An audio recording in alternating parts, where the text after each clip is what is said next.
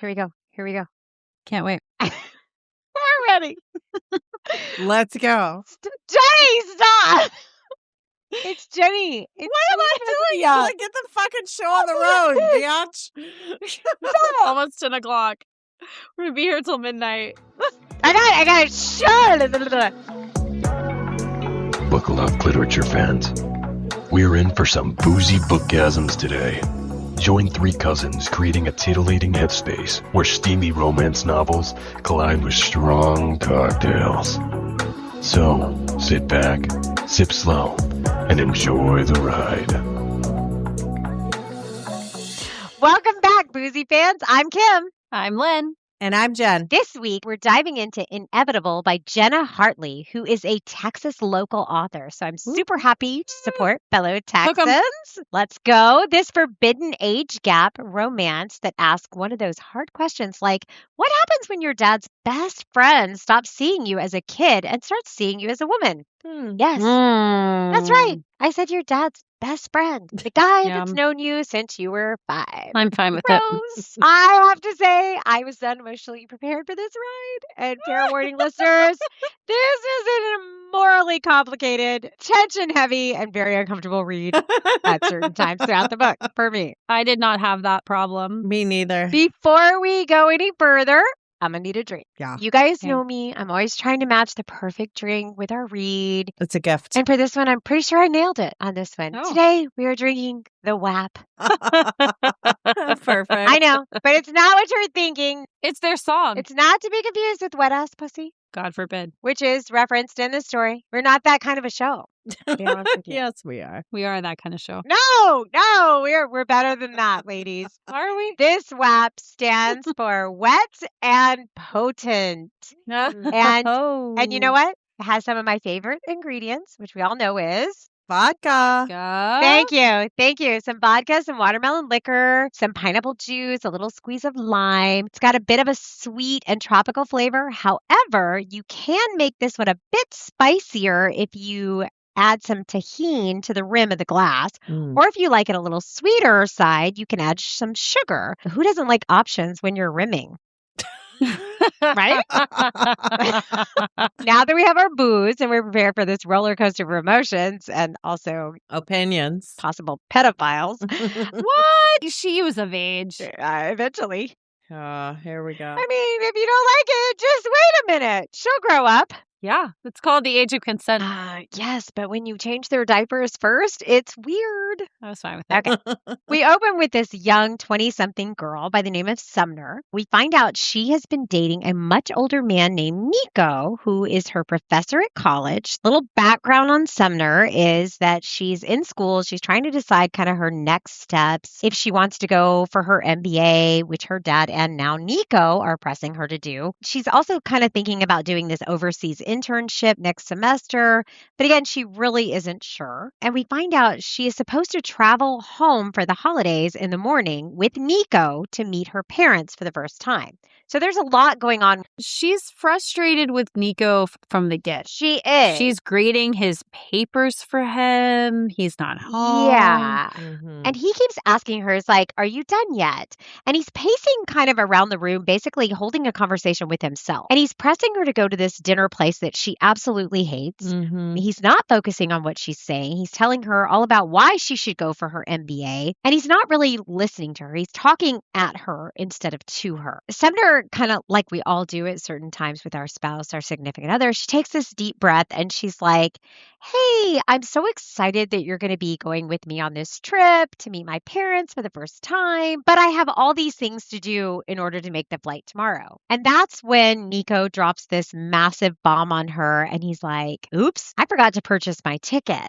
What a dick. What a dick. Like, he's known about it forever. He was a user. He was. And he does that typical, he jumps around the conversation like, oh, I could get it now, but it would be so expensive. You know what? Maybe it's better if I go next time. It's pretty obvious he had zero plans to go. Mm-hmm. He made a bunch of excuses first, and then she's like, I'm disappointed. He's like, well, I guess I could still go. And it's like, well, if you wanted to go, you would have booked your ticket 3 months ago when we talked about this. This is very much a one-sided relationship. At this point, a light bulb goes off for her and she starts putting these pieces together. It was the last straw. She's had enough and she decides right then and there she's ending the relationship. It's over. She's heartbroken.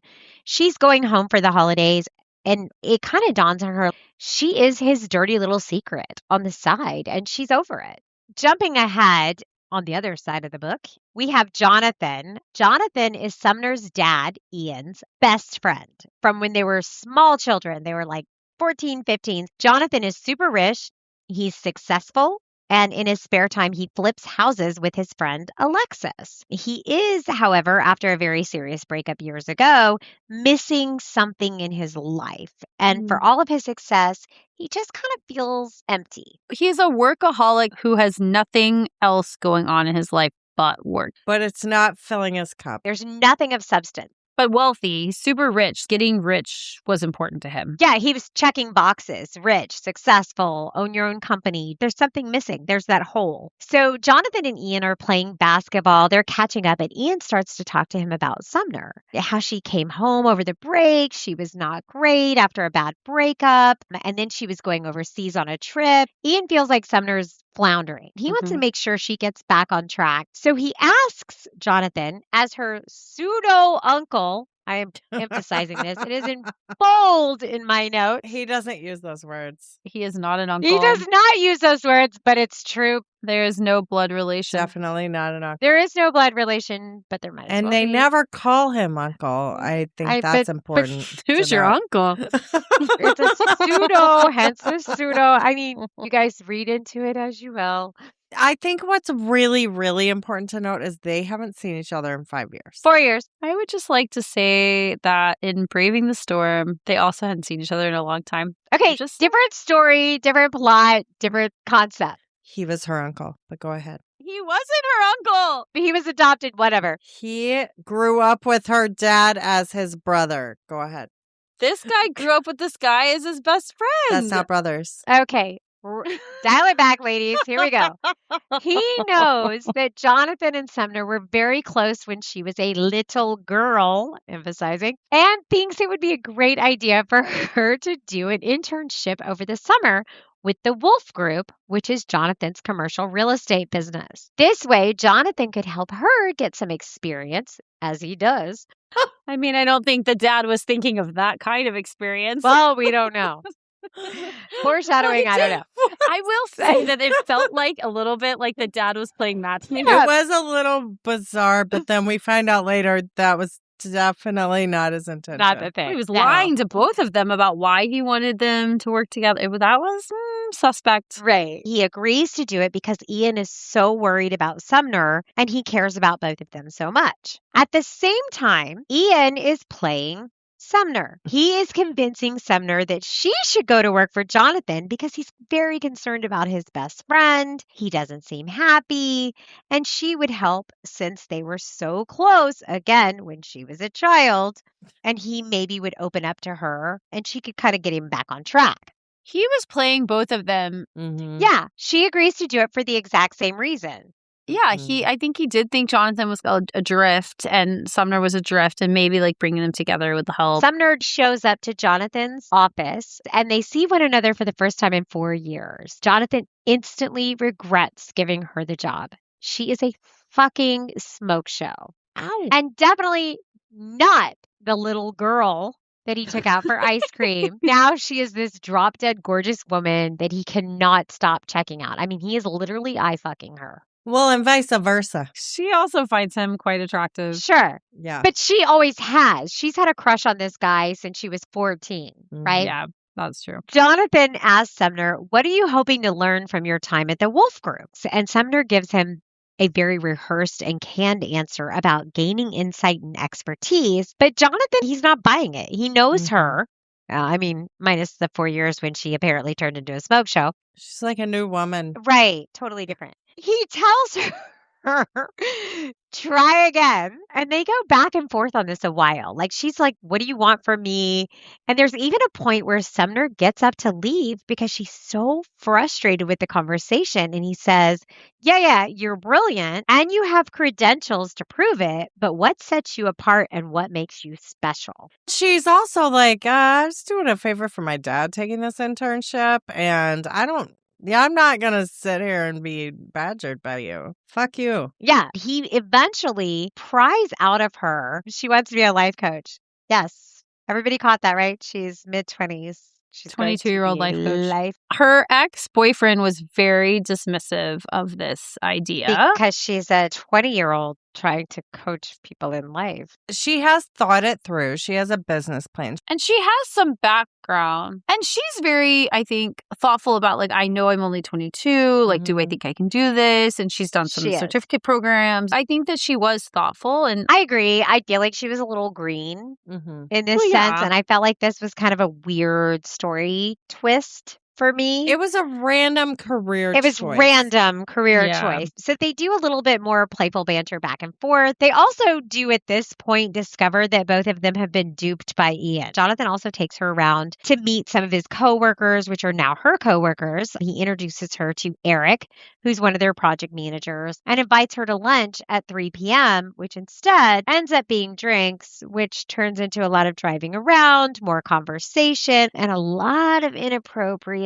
thoughts on both sides. Both sides. Both sides. I did say that, although I feel like one of them's way in the wrong and the other one's just kind of in her 20s. But it's fine. That's my personal opinion. Okay, when you're 20, you're still an adult and you can be held accountable for your thoughts. The 20s, I understand. When you're much older, you should dial that shit back. I mean, he tried so hard. Did he? Anyway, we're going to fast forward. Jonathan hosts a dinner at his house and he invites Ian and Leah, who is Sumner's stepmom.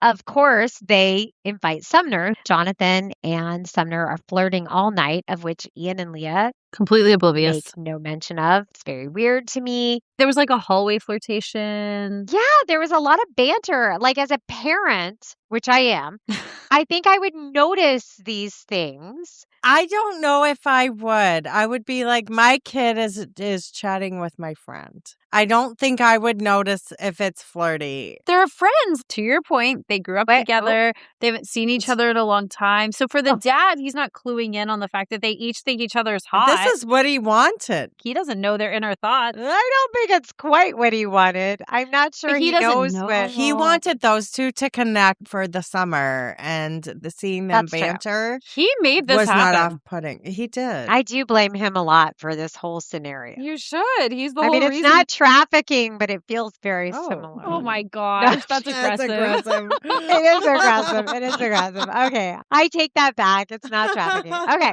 so they're flirting the whole night, and then Jonathan realizes that Sumner hasn't seen his house. So he takes her on this tour, and she's looking around, and she basically is like, this is nice, but this doesn't look like you at all. Because I know you and your soul. So it's very stark, and I know you. I've, since I was 5.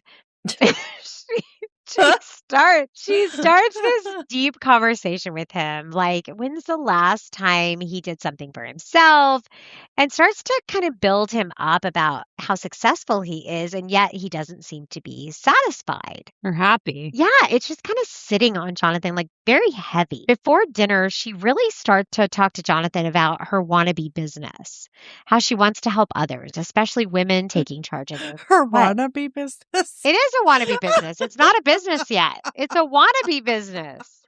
That's what she wants. That's her future. Is that not right? Fair. I think it's fair. Okay. All right. We can call it that. Well, she doesn't have a business yet. That's what she wants it to be. She wants a business in these things, but she doesn't have it yet. She's a wannabe. Okay. Got it.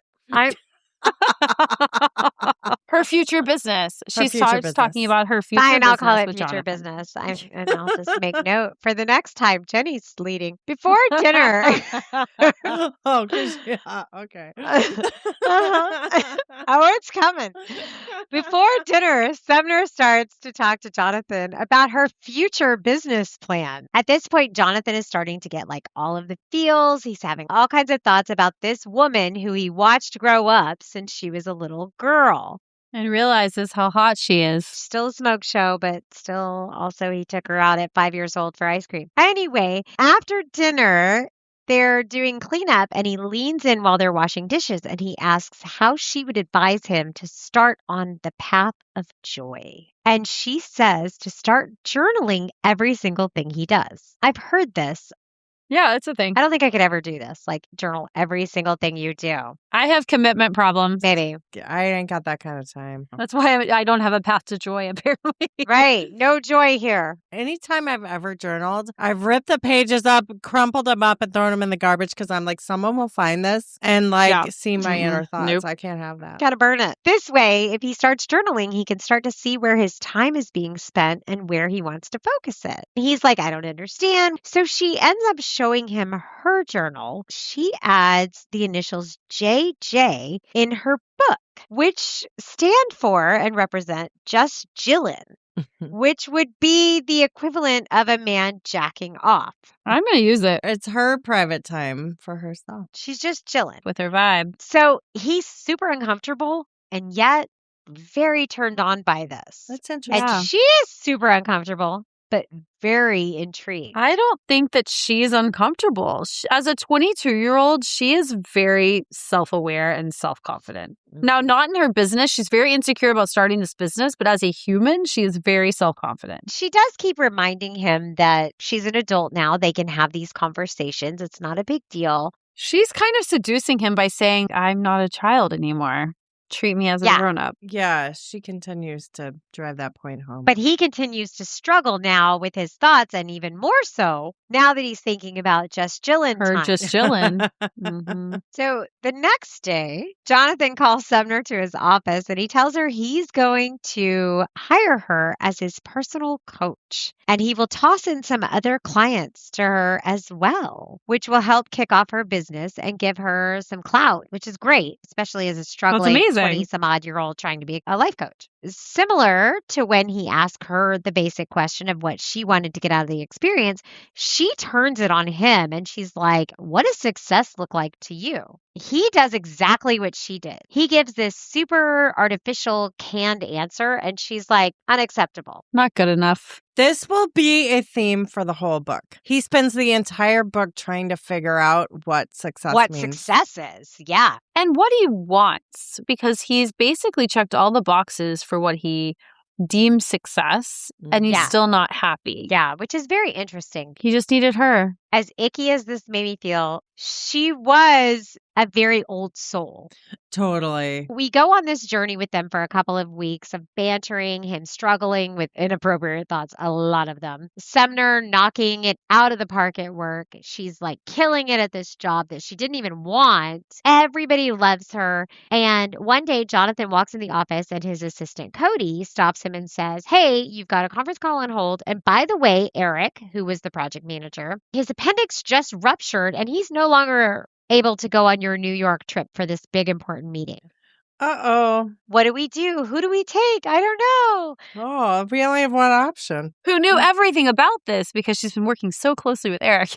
Right. So Cody suggests, obviously, that Jonathan take Sumner with him for the week. Yeah, I know, right? Shock. The deal was that Cody was like, you're happier when you're around her. She's really good at what she does. I see a lot of potential in her. Eric loves her. Eric's supportive. MIT grad. I mean, she's kind of smart. Super smart. They squabble about it for like a half a second. And then he's like, okay, get her booked. And then he tells Sumner and she takes a moment and then realizes, perfect, I'm all in. So they get ready to get on the flight. You can tell that Sumner's getting kind of anxious. Sumner has this incredible fear of flying, or rather landing. She's taken her best friend Piper's anxiety meds. So the friend gives her some meds. Like, just take these meds you've never taken before. Good luck to you. And she's sitting next to Jonathan and she's shaking. And he's like, what is going on with you? He's trying to calm her down.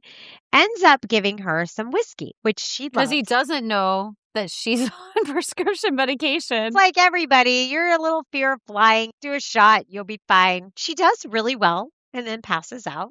She's fine. But then she wakes up and she's filled with anxiety. Full-blown panic attack. So much so, she's got claustrophobia and she starts unbuttoning her blouse. I also felt this was weird. I mean, don't you guys do that when you're anxious? You to rip your shirt off on the airplane? This was a first for me. Like, I'm like, is that how you do that? I need to get naked on an airplane. That's going to make me feel better. I'm feeling claustrophobic. So you just want to, like, rip off your clothes? I have a tendency to be claustrophobic. You've never wanted to rip off your clothes? No, just my shoes. I'm like, okay, then I can wiggle my toes. Do you take off your socks too? No need. Definitely not my shirt. Okay. Interesting. I guess it manifests differently in different people, but right. Everyone's different. I can't say how she needed to take her shirt off, okay? Her feelings are valid. He was appropriately distressed for her. I Yeah. feel like. Yeah. He's like trying to contain himself. He's watching her. He's like, well, But he did get a peek at her hot body. yeah. Meanwhile, he was concerned. He was like concerned about her. He put his jacket over her. He was concerned, but he did clock her body. Well, I mean, he's a man. I mean, he's flesh and blood. Right. But he did cover her up with his jacket. Like, he's not a monk. Because a monk would never have seen that. That would be weird. I mean, her uncle's one thing, but like, the family monk, totally different. That's next season. We're going to read a monk romance. We already read a priest romance. Oh my God. I'm so glad you're the one editing this shit. You're going to hell. Okay, so Jonathan is trying to contain himself. He's trying to make her eat some cheese, drink some water. That's helpful. He did. He's like, here's a charcuterie. They're in first class, and the stewardess is like, what is happening? He's like, don't worry about it. Give me some cheese. And she's like, okay, cheese coming. How about the shirt? He'd already put his jacket over her. He did. Fine. He covered her up. So she finally fesses up to taking the extra pill to calm her anxiety and super embarrassed. And then she tells him about her semester she worked in this C program abroad. She missed a flight with all of her classmates and she had to take a separate flight. Well, they got on the flight and everything was going well. And then all of a sudden they hit some turbulence and they had to do this emergency landing. So this is the first time she's flown because she had this like near-death experience and then she boated into Southern California. This is her first flight ever since she felt like she was going to die. Sumner makes Jonathan promise not to tell her dad about the incident. She's told him that they had a little turbulence and it was a rough flight and everything, but she never told him how freaked out she was. And he smiles and she's like, why are you smiling at this? He smiles because he sees her as the child again and not the woman that she is. Sometimes I get a glimpse of you as a girl and it just makes me smile. If you don't have the icks by now, readers, you will soon. That is a little icky. Totally, it's not a little icky. It's a lot icky. That line was pretty icky considering how much he wanted to fuck her, but I managed to breeze right past That's why it was icky for sure. Now you get it. You just went right past that. I did not. I was struggling. But if you can forget those two lines for the rest of the book, you're fine. You can't. I could. She gets very disappointed by this. Yeah, because she wants to fuck him too. She's like, okay, that's a turn off. Well, it's not that she doesn't want him anymore. She thinks he only thinks of her as a little girl. She thinks she's not going to get any. She says that. She's like, I'm a woman now. I'm not a little girl anymore. And he says, you forget I was there for most of your childhood, most of your life, at least until the last few years. So fast forward off the flight. Everything's fine. We land in New York. She's dressed. She is fully clothed. She got a shirt. Hot. The first night they're in New York, they head to the hotel and there's this huge banner posted that welcomed the WAP annual summit. And Sumner thinks this is hilarious. And Jonathan's like, I don't get it. What's going on? Because he's old. She's then forced to share. Thanks, Lindsay. What? What did she say? Lindsay He's old. He doesn't get it. Yes, that's very true. She's forced to share the pop song WAP with Jonathan, where it is revealed that WAP stands for Wet ass pussy. Thank you. Thank you. You're welcome. They both laugh about it, but he's now imagining Her wet ass pussy. Oh. what her lady bits look like, how she grooms herself, And if she likes clit stimulation, all the inappropriate things you could think of for your uncle to imagine about you. Not her uncle. Pseudo uncle. He is a love interest. He is not her uncle.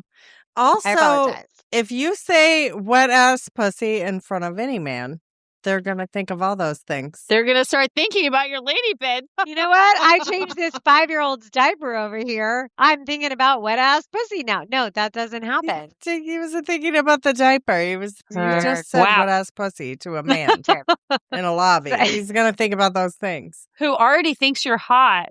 So, yeah, that's a pretty short road between one and the other. It's not even a road. It's like barely a sidewalk. He ends up taking her to see Hamilton on Broadway. And when she asks him if he likes it, he responds, he's not a big fan of rap. And Sumner laughs and mentions that he sounds like her dad. Again, ew. First, we talk about the old man who doesn't know what the song is, the WAP song. Then we're going, oh my God, you sound just like my dad, but I'm hot for you. She regretted saying that, if I recall. She did. The interim before they actually get together is kind of icky. I think they're both honestly like throwing up roadblocks in their own way to try and like avoid this thing that they know is going to happen. They're on a high-speed train. Yeah. They both know it's going to happen. And they're in New York by themselves with no one who knows them around. They are for a week. With no one around who knows them. This is going to happen. It shouldn't happen, but it's going to happen. It sure is. Can't fight the moonlight. Can't fight the moonlight. Okay. So they're back at the hotel bar drinking, flirting, and they're getting very deep again about whether Jonathan wants to be a father someday. Because, this is the first thing you would bring up at the bar with your pseudo uncle. And love interest.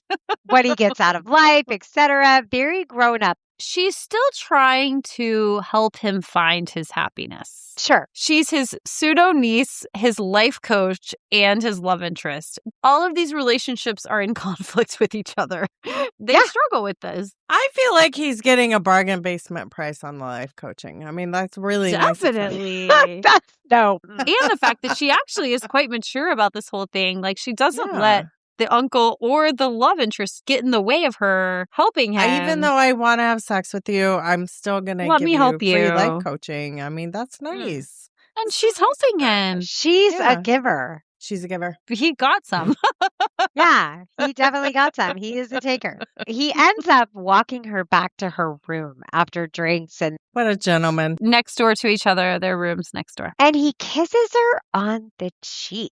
She feels gypped. Yeah. He decides he has to go to the gym and work off all this tension. This scene was so unnecessary. I hated this. Gross, unnecessary. Yeah, so sleazy. He runs into a yoga instructor named Kelly, and she offers him free private lessons, aka I will blow you for free and stretch out all of your muscles. You'll feel good after. Who doesn't want that? You're going to feel great. I mean, sure. Sounds great. He takes her up on it though. He's trying to get her out of his mind. Mm-hmm. Yes. He's got to scratch the itch. Yeah, he's got to. Yeah, he's like, maybe if I can go to bed with this woman, I'll stop thinking about the other woman. We all know that was a bad idea. Never happens. He and Kelly kind of play around a little bit. She takes his pants off. She gets about a half a centimeter from his dick. Penis, his dick, whatever you want to call it, his rod. Whatever you want to say. His rod. Whatever. He shuts it down. He's like, nope. We don't need this. My mind on my other girl. Appreciate ya. Come again. He's like, this was great.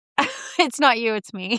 I gotta go. How awkward. How humiliating for her. Poor Kelly, the slut. She didn't do anything wrong. She was just hoeing out a little. That's fine. She was a whore. She was a whore. She was a gym rat. But why does she deserve to be rejected? That wasn't nice. Because she's a gym rat waiting in the gym for a piece. She was literally waiting for a piece at 10:30 at night.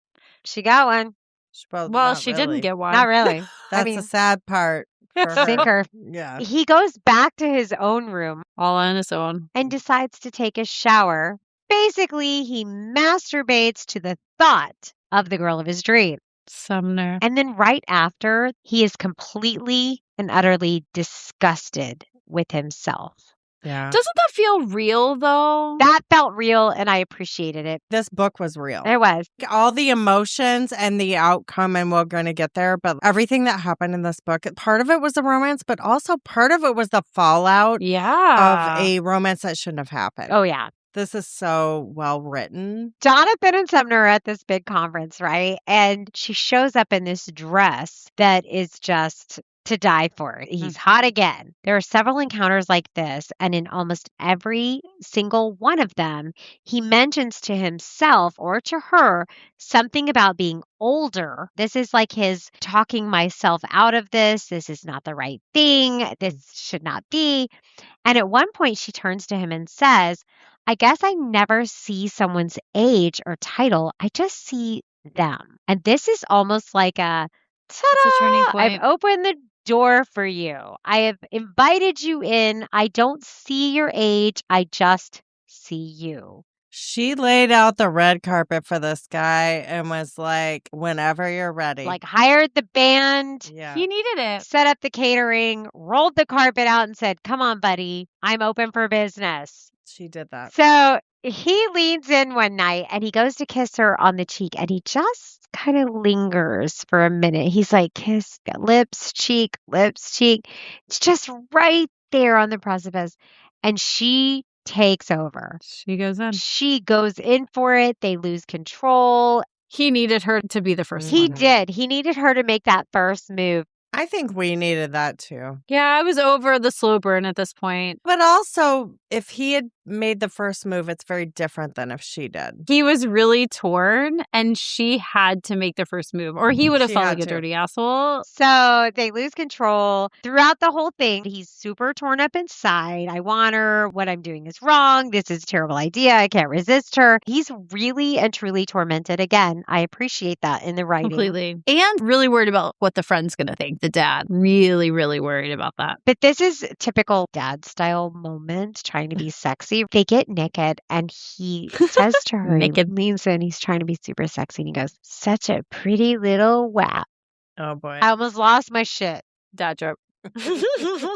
He thought he was being so hot and sexy, and he wasn't. And it was really kind of Wolf meets Red Riding Hood, kind of cringy, gross. Ugh. He's trying to be on her level, which I thought was kind of cute that he was trying to cute. like meet her Where sexiness. she was I at. think it's a swing and a miss. He missed it. The whole WAP, it was a miss for me. Well, It was kind of funny though. I thought it was cute. it was hilarious, but felt forced. They've got a whole week there. So they end up doing all the things in all the places to each other. They decide that they're going to take this week, they're going to spend that time together, and they're going to be exactly who they want to be in that moment. just for the week. That always works out. Lots of sex, but they also have a little bit of business to do too. And honestly, Sumner ends up closing deals for the Wolf Group. She nails it out of the park with one of the hardest sells. He's super turned on by her brain, too. Yeah, she's smart. They spend every single minute together having sex, enjoying New York, all while Jonathan is still internally torn up and wondering what the hell are they going to do when they go back. But see, this made it feel real. Him being torn up felt very natural. Yeah. It's so real. I did not have an issue with the writing. I had an issue with the trope. Yeah. the actual story. It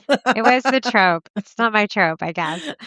They're starting to get ready to go back. And he's stressing over, like, what do we do? What do we do? My best friend, Ian. And as they board the plane, he tells her it was fun while it lasted. But when we get back, this all ends. Essentially, we didn't have anything. She's furious. Well, she's devastated. Yeah, she's furious. She's devastated. And she throws this massive tantrum on the plane. Well, she's 22. Also true. She ends up getting up and going to the restroom. Who doesn't throw a hissy fit on the plane and then just march into a very small, confined place? But this is actually also very normal. She has these She needed a moment. grandiose ideas, and she needed a moment. Where are you going to go on an airplane? It's really the only other room. Well, on where it. else are you going to go? It's the only place to get away. He soon follows her. After a little bit of banter back and forth, they end up joining the Mile High Club. He says, "You're every dream I ever had. We just can't do it. But let's fuck again before we get home." And she says, "I'm your dirty little secret, and I don't want to do this. I don't want to be somebody else's secret." I didn't like this because... I didn't like it because of the germs in an airplane bathroom. Why didn't you like it, Lindsay? That didn't bother me at all. I didn't like it because I felt like she knew what he was all about. He was really struggling. So it was like, let's get one more time in before we land and I totally drop you. But you're devastated by the fact that I've dropped you. They had this conversation back and forth, and she says, "I don't want to be your dirty little secret. That's what I was to Nico. That's not what I'm about." And he says, "It wasn't nothing to me." And so they have sex, and that's where they kind of decide we're not done. We should be, but we're not. Let's carry on through the summer. Yes. Because we're not ready to be done. She gives him her whole backstory with Nico. He explains that he's super torn up and it's his best friend and he doesn't want to lose her. He doesn't want to lose him. They get back into the real world and they decide after their plane ride, obviously in the bathroom of gloriousness. I think that's a word. Not a word? Not sure. We'll Google that. Like Heidi Hole is in the dictionary. Okay. I'll look up gloriousness. See if that's in the dictionary. Glory hole? That's different than Heidi Hole. It's definitely not a glory hole. They get back into the real world and they decide to continue the relationship. But again, it has to be kept a secret. So here we are. Poor little Sumner again has to be in the shadows. Jonathan's working on himself. He's assigned Sumner a few new clients within the company to help coach. Sumner starts seeing Jonathan pretty regularly at this point, and she starts to kind of disassociate from her family and lying to everyone. She's created a fake boyfriend named Jack, which is obviously Jonathan, but it is also someone she works with. So she's trying to kind of cover up her tracks and is meeting up with Jonathan every single day at work and at night. He's now lying to his best friend, Ian, who at this point starts to confide in him that he's worried about his daughter and this guy that she's dating.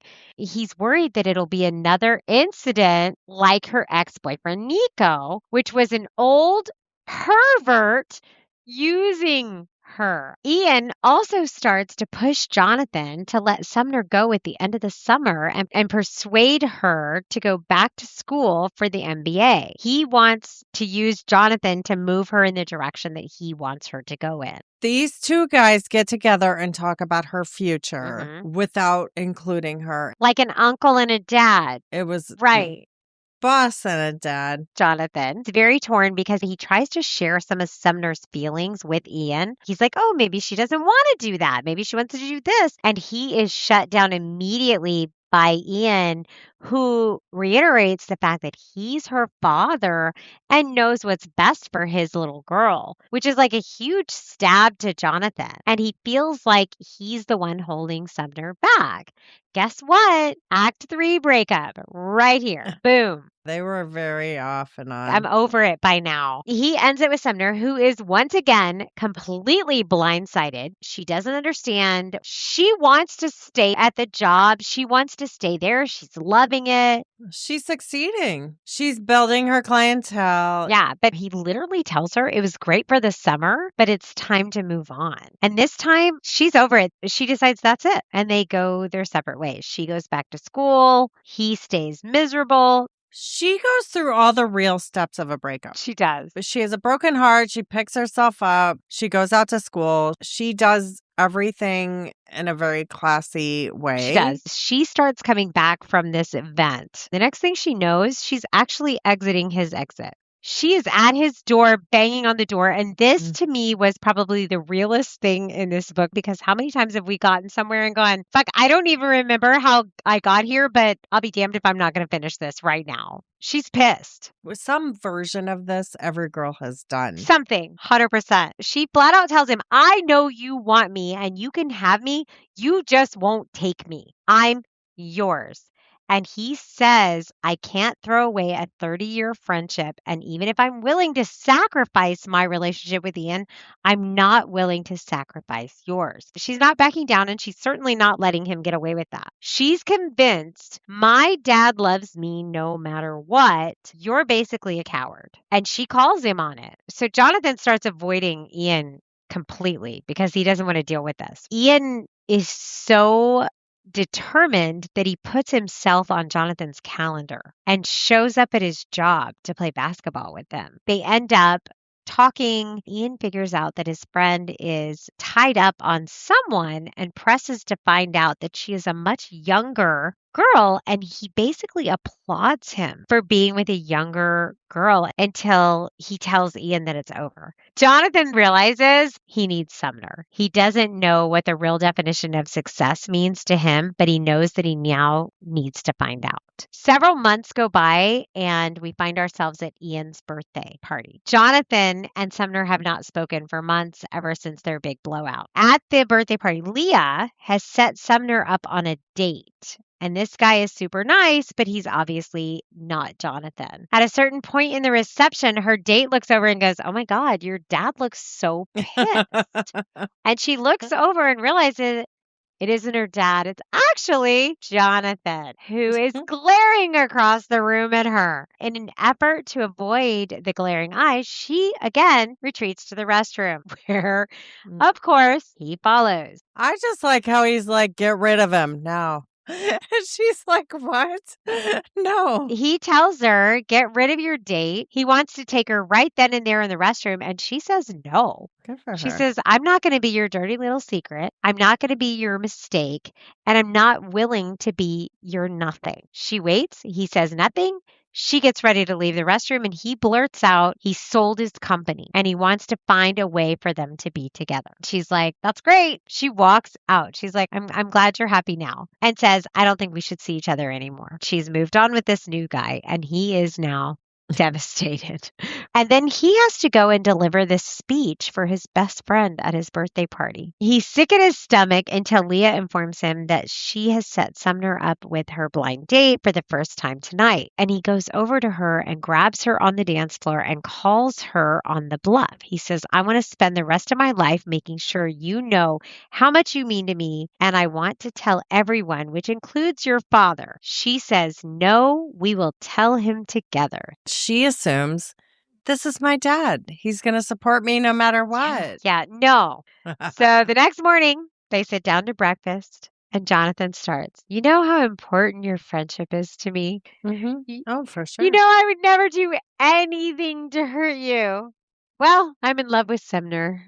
Except this one thing. It didn't go well. Let's just say that there was a lot of screaming, a little bit of fighting. Both Leah and Ian, realizing that they had been lied to for months. Ian's hurt, blurts out that he and Jonathan agreed that forcing Sumner out of Wolf Company was the best option, which set Sumner off. She walks away. The two men met over the basketball court, like Jenny brought up earlier, and they decided her future without talking to her. She's like, what? Mm-hmm. She's pissed. Everybody's mad. She gets up and walks away. Jonathan yells after her, baby, wait. And Ian says, no, she's my baby. She's my daughter. And I was like, ooh, gross again.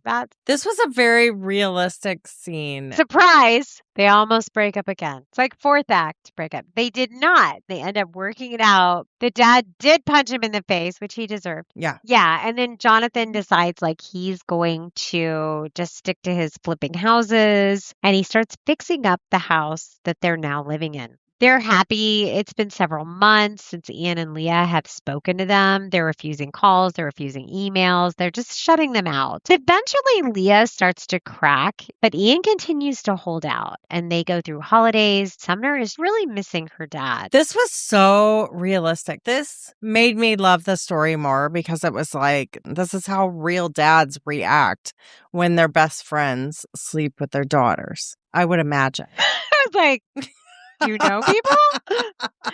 I don't, but if I did, I imagine this is how real dads would act. This is how I would react if my best friend would sleep with my kid. I would be so angry. But they don't gloss over it like, oh, we got through it. No, we spend several chapters on the heartbreak, the family dynamic that it upset. I would say the last third of the book is how the family gets through it. I really liked that because it was a big part of the story. I appreciated it. It did feel right. Jonathan just continued to kind of make his final pleas. He would show up and try and convince Ian, like, hey, you don't have to like me. She misses you. He tried everything. They're kind of building that bridge. They're growing that relationship back together. And on graduation day, everybody's kind of back on good terms. He's graduating. She's got her MBA now. And they plan this big celebration back at the house. She gets ready with her best friend, Piper, and she gives her little white dress, cute, does her makeup, because what turns out is not a graduation party. It's actually an engagement party. Surprise! Jonathan wants to marry her. Happy, happy, happy. And Ian welcomes Jonathan officially into the family. The end. Yay! And you can kind of guess what our feelings and ratings are, but I'm going to start with Jen. I gave this book a 4. Ooh, interesting. Because I really appreciated the realistic story writing. You know, I'm not a huge fan of a taboo romance, but to me, for whatever reason, the way the story was written, I could understand it, and I was there for the journey. 4 stars. All right, Lynn? I really liked this book. I love a good taboo romance. It was really fun. I'm going to give this book a 4.5. It was a fun book. It was easy to read, and I liked the story. And it felt really true. It felt relatable. Like, it didn't gloss over the hard parts of this relationship. While I didn't like the off on, it felt real. Yep, 4.5. Going for it. Okay, I went in with a 3.5. It was because of the writing. Even though I was uncomfortable with a lot of the scenarios and a lot of the things that were happening, the way that it was written made me feel like I was standing on the corner listening to it happen. I did really and truly enjoy the writing of it and the struggle that he went through. I appreciated it instead of insta love. It was a real true struggle for him, and I appreciated that. Spice, Jen? 3.5. It wasn't like overly spicy. It wasn't over the top, but I felt like the spice was appropriate for the book. Okay. The spice in this book was good. I really liked their sex scenes. I'm going to give it a 3.5, 4. It was appropriately placed. It didn't feel like they were stringing along sex scene after sex scene. It felt like the natural evolution of their relationship led to the sex. Okay. I gave it a 1.5. What? I told you. Because they are playing bathroom? No, but also, yes. No, because it gave me the ick. It was not sexy to me. As a parent, I struggled with the concept of it. I don't often buy into taboo. I have a hard time with it, but this was written so well. Every once in a while, we hit a book where we flip scripts. This totally is one of them because I'm like, what? Jenny loved this? I hated this. It was awful. That's a wrap for this one. So thank you so much for joining us. If you have any book suggestions, please feel free to message us on boozybookgasms.com. Follow us on all the socials, TikTok, Instagram, Facebook, now YouTube. Until next time, happy reading. Happy reading. Thanks for tuning in. We hope today's episode was the climax of your day, leaving you breathless and wanting more. Until next time, remember to indulge in the pleasures of life and to keep the passion alive. You can find more tantalizing episodes at boozybookgasms.com. Enjoy the ride, and we'll see you soon.